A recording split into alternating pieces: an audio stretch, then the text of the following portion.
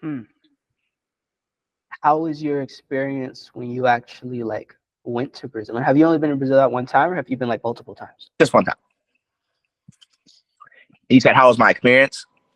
Oh man, very gratifying, very affirming and confirming. Like, there's no way that you study something for a bunch of years and then go to the homeland and not feel like you just completed a huge mission. You know what I mean? So, yeah, it was just everything that I said about my initial immersion. Like my first Capoeira Batizado is that times exponentials, times 10, times 100, whatever. You know what I mean? Because it's very much the same thing. Like, but it was also like I really got to see how people took care of each other without the excuse of work getting in the way, or without the excuse of like, oh, I mean, I just didn't have the money. Like, people don't think like that. Like, they make it happen, So like, before I even landed, multiple people were reaching out to me to kind of thing to make sure, I had a ride, um, that I had a place to stay.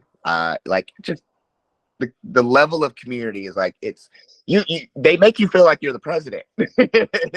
But like, it's a thing that I, and that's my own perspective on it, but that's something that I've noticed anytime we do have these events or people do travel. So like when I went home, when I say home, when I went to Brazil, I felt like they rolled out the red carpet for me. Like, every day, everybody was inviting me to stay at their house. Like, oh, do you got a place to stay? Like, yeah, I already paid for Airbnb, unfortunately, so I am gonna use it. But like, dang, like now I know. Like, so yeah, it was super, super welcoming.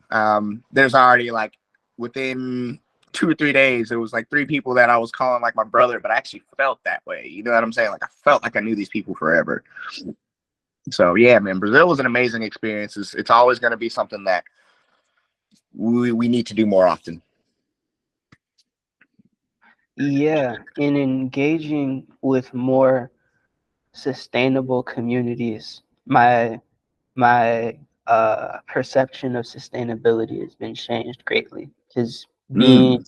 raised around a lot of Pan-African communities, my initial conception of sustainability was like you get your money, you have your own bank, you have your own church, and then you kind of close off from the outside world like Wakanda, and it's y'all just only doing stuff with each other. But as time has passed, I've realized that like fiat is cool and fiat is definitely important for like not dying, especially in a capitalist society. Right. But I've learned, especially growing up more and having certain bills and obligations and stuff, that a lot of people will make their lives more expensive and more difficult to get out of having to feel reliant on people because they don't want to like feel disappointed or let people down as Mm. a counterbalance. And when you engage in a manner that is socially sustainable, where you know people that have access to certain things and you can use the things they don't want and they can use the stuff that you don't want, your existence becomes far less expensive and far more convenient in a very interesting way. Man, yeah, absolutely. I really appreciate how you condensed that for me. So I guess, yeah, that was what I was trying to articulate with sustainability. Like, yeah, there's sustainability that's just super evident, super prevalent.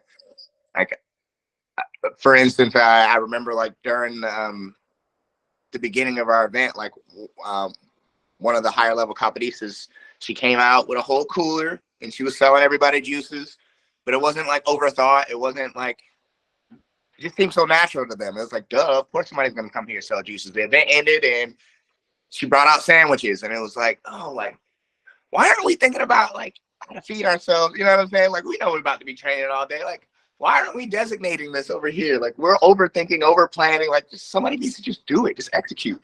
So yeah, that sustainability word, I love that. That was very highly appreciated.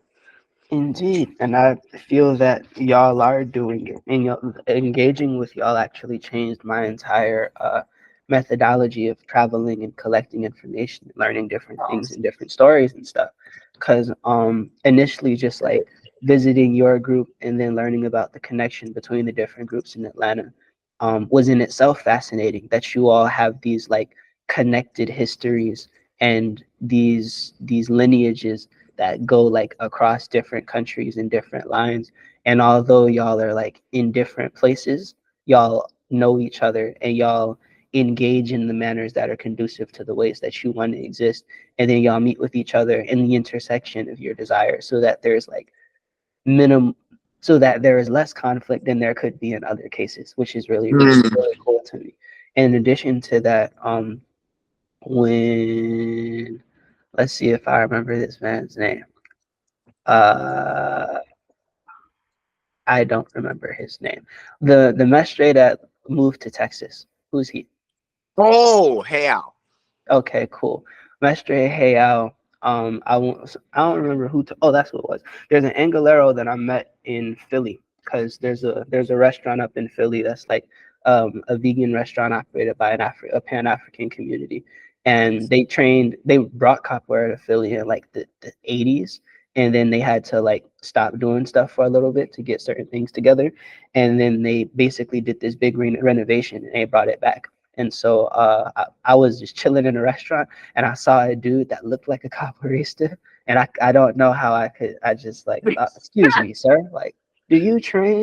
And he was like, yeah, I'm about to teach the capoeira class. I was like, really now? And so I joined his class, and he was like, you from Atlanta? And I was like, yeah.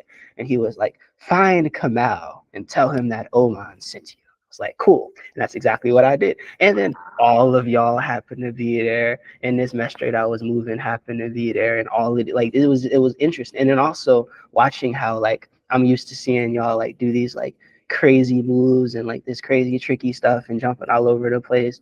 So like seeing all of y'all just like authentically represent yourself, but at the same time, like articulate yourself in the Angola style. And in the Angola, it's more of like a tradition or a practice than even like a martial style, was just like really fascinating to me. And it made me realize that if you can articulate yourself in in other traditions, or in traditions that you're normally not seen in, then like building up your expression should be the skill, as opposed to like building up your move set basically. Man, first off, thank you for even saying that we helped you in that way. And second off, you have a crazy eye for detail.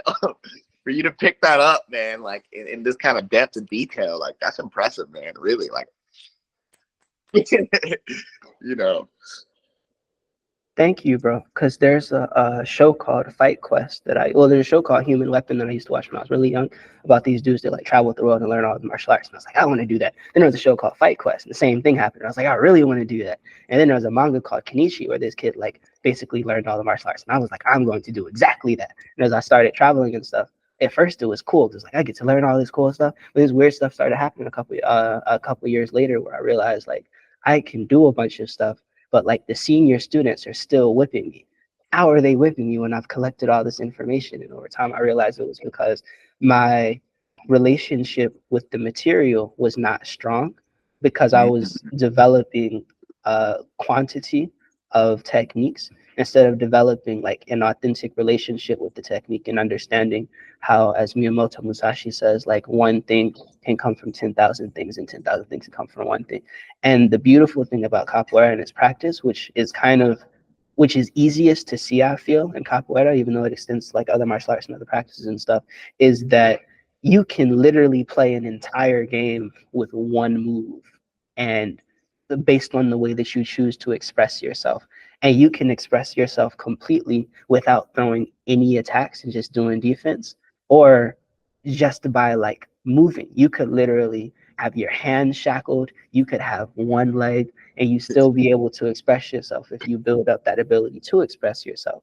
And then even better, you can express yourself in a martial context and communicate without saying anything, because the entire atmosphere is an atmosphere of like expression and connection, which I think is really special. Agreed. Agreed. I've been saying it for a minute. Like, everything that comes from like the Afro context is always highly utilitarian. Like we pack everything we can into one system, no matter what we do. So yeah, I definitely agree with that sentiment. It's one of the few arts that I've seen where it's just like, yeah, I know everybody else may not see it, but you can definitely incorporate any other style here and make it work.